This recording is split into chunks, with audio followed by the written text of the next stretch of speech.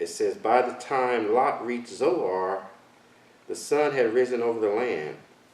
The Lord rained down burning sulfur on Sodom and Gomorrah from the Lord out of heavens. Thus he overthrew those cities, an entire plain, destroying all those living in the cities, and also the vegetation in the land. But Lot's wife looked back and became a pillar of salt. So that's not the salt and light we want to be. No. So God said he was going to go see what happened, but then the angels went. Then the angels said, we're going to destroy the city. And then God, the Lord, destroyed the city. So what's going on? Is somebody confused? All right, so let's look at this example. This will probably clear it up. Okay. So you remember after 9/11, George Bush was like, made a big attempt to go and kill Osama bin Laden, right? Right. And did George Bush kill Osama bin Laden? No. Well, I remember this comedian, he was saying that, talking about the second election. It's like Obama, they were saying, well, hey, what do you think about this illegal immigration? He said, I killed bin Laden. What do you think about are you going to be weak on terrorists? I killed bin Laden. What do you think about, women's equal pay? I killed bin Laden. So people refer to Obama as have killed bin Laden. Yeah. But also people refer to the Navy SEALs as having killed bin Laden. Right. Yeah. And so we could say Obama killed him and that wouldn't be incorrect because we would understand what was meant by that.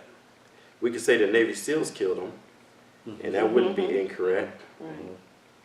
We could say that Admiral McRaven killed him because he was the commander of the Joint Special Command who planned the mission.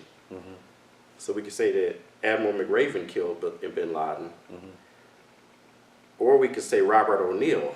Or they can say, I kill him.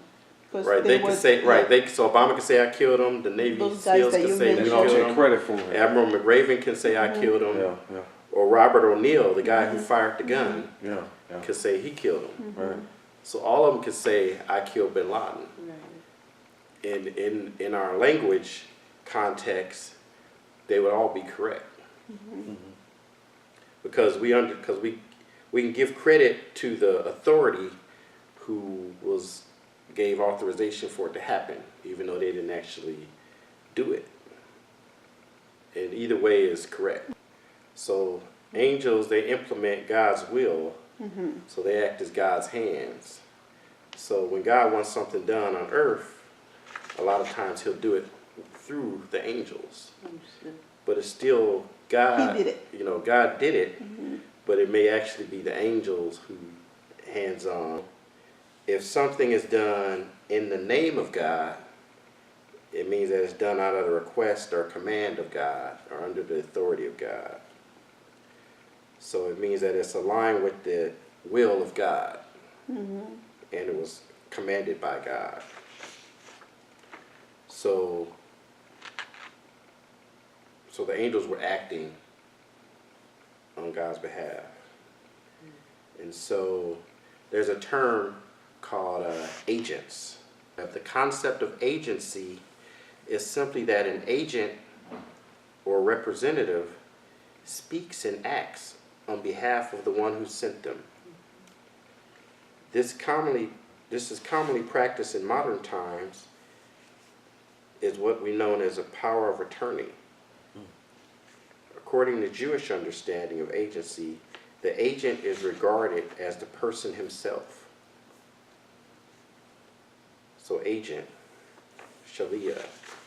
The main point of Jewish law of agency is expressed in the dictum. A person's agent is regarded as the person himself. Therefore, any act committed by a duly appointed agent is regarded as having been committed by the principal, who therefore bears full responsibility for it with consequent complete absence of liability on the part of the agent.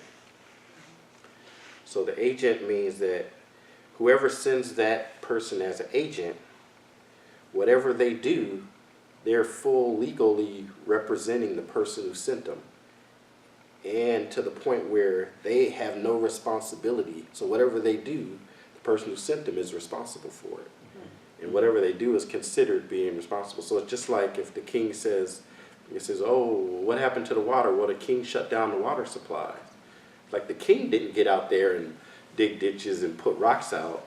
You know, the king sent his men, but everybody who's complaining about it is going to complain about the king. Like the king, so you can't go out. He's the one that gives the orders, Right. right? So you're not going to go out and harass the guys who dig the ditch, you know, a month later and say, you shouldn't have shoveled it. It's like, well, the king commanded them to. So it's like the king bears full responsibility and the king gets full credit for whatever they did. So that's the concept of agency. So whatever the person does, so that's how angels act.